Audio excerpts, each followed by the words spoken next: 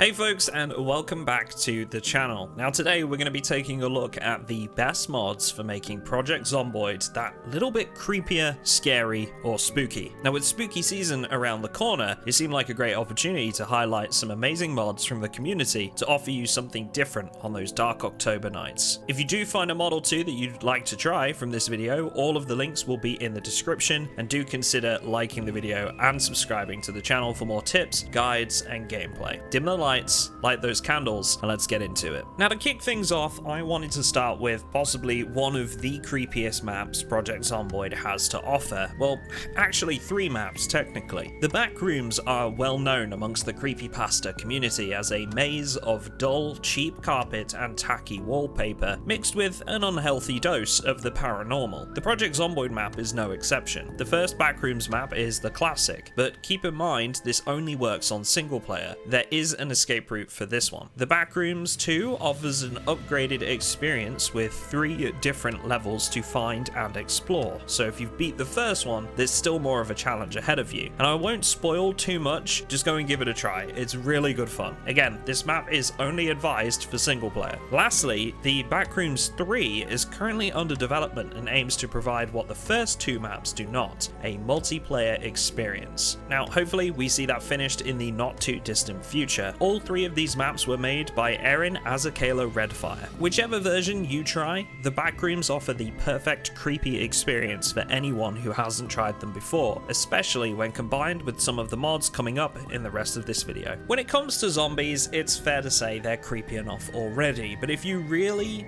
want to make them fit for all things horror, there's some fantastic mods out there to do this. The Afraid of Monsters collection by Qualfire has to be my favorite of these. There are 3 different mods, one of which reskins the zombies, one overrides their usual sound profile, and the final one changes their animations. The reskin mod is nice and easy. All it requires is subscribing on the workshop, and you'll find that your zombies have been changed to pale horrors with black pits for eyes that are leaking down their face, which is scary enough, but pair that with the animations mod and you've got a really unnerving sight each time you come up against a zombie. The icing on the cake is the audio here, editing the original audio to a more paranormal take. Now, I will say that both the animations and sounds require you to replace a file. There's instructions for that on the mod page, but please, for anyone wanting to do this, keep a copy of your original files so that you can change things back to normal. I also just wanted to make a note here that whilst the Afraid of Monsters animations mod is one of the most popular on the workshop for zombie animations, there were a lot of reports on the modders workshop page that the animations mod had some issues on more recent builds, causing zombies to T-pose when killed or change into balls of scrunched up clothing. Sadly, when I tested it, I had that very same problem, and digging through the comments section, it seems the mod's creator was conscripted into their national military and has had to take a year away. I still wanted to mention the mod because the other 2 work fine and this one was an all-time classic, so hopefully they will come back and fix this mod in the near future. As an alternative for the zombie sounds, if you're looking for something more guttural, is the mod The Last of Us Sounds of the Infected by Crazy TV. This is my personal choice for zombie audio, and my god does it make a difference.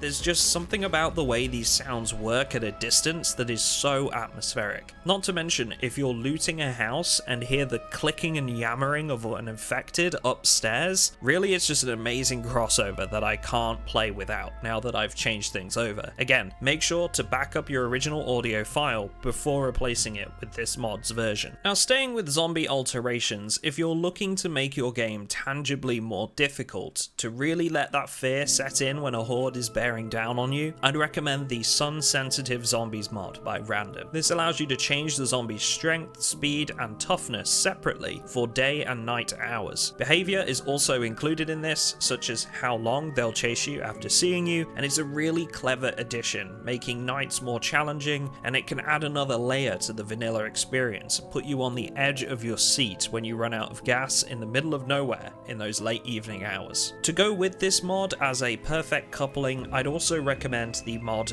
Dark World, which makes daytime a bit more dingy and gloomy, but most importantly, as the title would suggest, the night times become very dark indeed, with a flashlight being ultimately required to navigate effectively. Your cone of vision will be vastly reduced in the night hours, and again, can add to any horror setup you're choosing to run. The Dark World mod was made by Crazy TV. A couple of mods that I would consider more minor additions are from the Danger Zone collection by Ogre Leg. The first one is the Scent of Blood, which, as the title might have suggested, makes zombies nearby gravitate towards you if you have an open wound, and this also applies to dirty blood-soaked bandages. There is a light version of this mod too if you feel like the aggro radius is a bit too large with the standard version. The second of the two mods is called From the Fog, which creates a chance that the player will be ambushed by a group of zombies whilst the weather is a thick fog. Typically it will only spawn a few zombies at a time, a maximum of 3 times a day, and like I said, these mods aren't exactly an overhaul or anything massive, but it will give your spooky playthrough a nice touch. Next up, one of my favourite mods for single player, not just for if you're looking for a horror setup, but more just for a challenging experience in your playthroughs in general. This is a fantastic mod to add. I've already included this in one of my previous videos for that reason, and if you're not familiar already, Horde Night sends a wave of zombies to you when night comes around. They know your location and will automatically start to pursue you. You can set how many zombies this is on the first Horde Night and how much this increases each Horde Night thereafter. You can even set how often the Horde Night occurs, or make it random. It's a great mod if you want to give a purpose to your base building, and honestly, I'd love to see something similar baked into vanilla. This one was made by Windfly. Another mod that I've visited in a recent mods video is the susceptible trait Airborne Infection mod by Mr. Sunshine. This mod adds the option of picking up an extra trait when creating your character, and if you're looking to live the real zombie apocalypse experience, boy is it the perfect mod for it. Essentially, you become susceptible to the airborne infection of the Nox virus, meaning that you'll need to equip protective equipment like face masks, gas masks, or hazmat suits to survive. Even with these items, a large group of zombies in your close proximity will put you at risk of being infected. You're rolling a dice with every fight, and it really lends itself to any setup where you want to turn yourself from the main character into just another survivor struggling to make it by. Now, I couldn't finish this video of all things scary and spooky without mentioning a couple of mods that are built to complement each other. The first is the Darkness is Coming mod by Monkey, and out of all the mods in this video, if you were going to try just one, I'd make it this one. The mod is built to be a homage to Silent Hill, and that becomes apparent when you look through the features. Every so often, a heavy darkness will fall upon Knox County, which could go on for days at a time. To make things just that little bit more creepy, sirens will start to wail and crows will call out as the darkness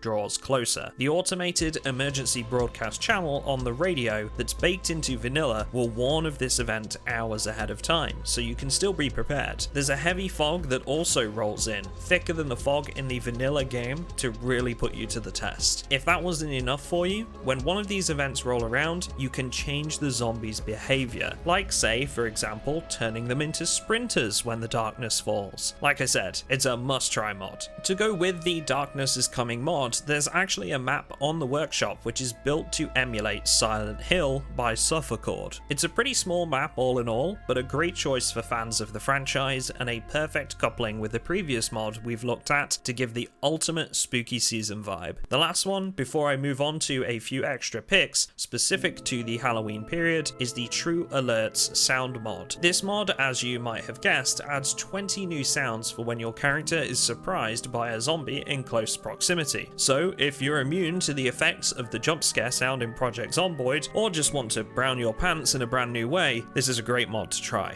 This mod was made by AUD. Alright, so the last couple of mods I wanted to mention mention in this video aren't exactly scary or for a horror setup, but with Halloween closing in fast and spooky season underway, we need a few decorations, right? If you're looking to turn your base into a Halloween spectacle, I'd recommend the ZX Halloween Decorations mod by Tommy Sticks. From cobwebs and tombstones to Ouija boards and cauldrons, this mod sees you covered for hosting that kick-ass Halloween party or welcoming the trick-or-treaters, which conveniently leads us to the next mod. Trick-or-treat adds Halloween costumes to the game, so you can look the part when you go knocking on doors for some candy. This was made by none other than the indie stone developer Planet Alcohol. And that's it for my collection of all things horror and Halloween. But if you've got anything else that you would have expected to see in this list, let me know in the comments so that other players can take a look and pick some cool mods to try. Once again, all of the mods mentioned in this video are in the description, and right now we're hosting a stalker themed wipe on our Patreon server, but we definitely have something a bit creepier for the month of October planned. Special thanks to all of my amazing patrons for their support and for being on our server already. Thanks folks,